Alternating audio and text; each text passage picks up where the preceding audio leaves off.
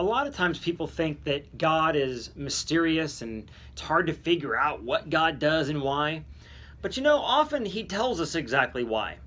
And why God judged Judah and so many nations in the Old Testament is perfectly clear.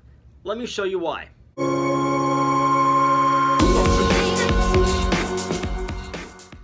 It matters why God judged these nations in the Old Testament because today the same things are happening.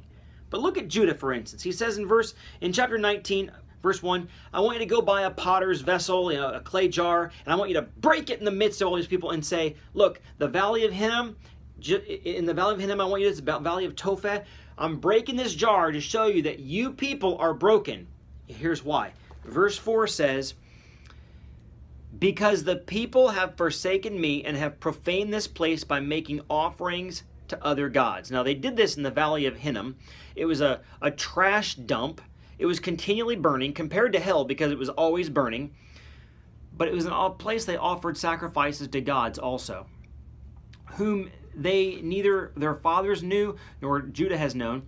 And they have filled this place with the blood of innocents. And they have built high places to Baal, to burn their sons in the fire as burnt offerings to Baal, which I did not command or decree, nor did it even come into mind.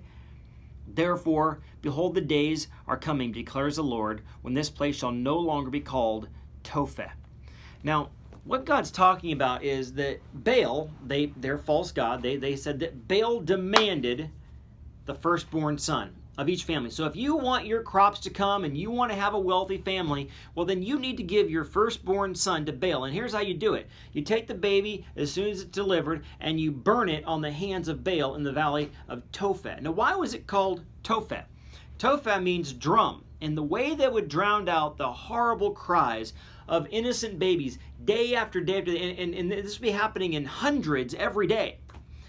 The way you drown out the cries is through the beating of drums, and so the drums never stopped. The burning never stopped, and the drums never stopped.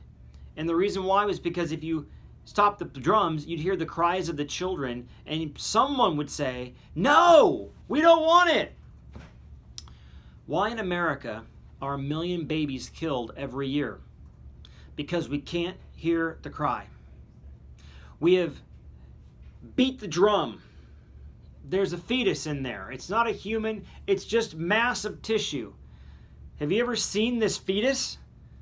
It looks a lot like a baby because it is a baby. We beat the drum. Women's right to choose. It's your body. Sure, it's your body and someone else's too. The body that's getting ripped to shreds by this doctor, by a scalpel. That's what's the line. Now, I want to be clear. If you've ever had an abortion and 1 in 3 people have, there's forgiveness for that. 100%. And there's forgiveness for that sin like there would be any other sin. And God completely forgives you. But at the same time, we don't want to obfuscate the issue. We don't want to make it unclear. We want to make it clear that this is killing a human being. And we want to be a people, a Christian people, who are putting forth this idea that life matters. Because this is why God destroyed Judah. And ultimately, one day when America goes down, I believe it will be because of the cries of the children.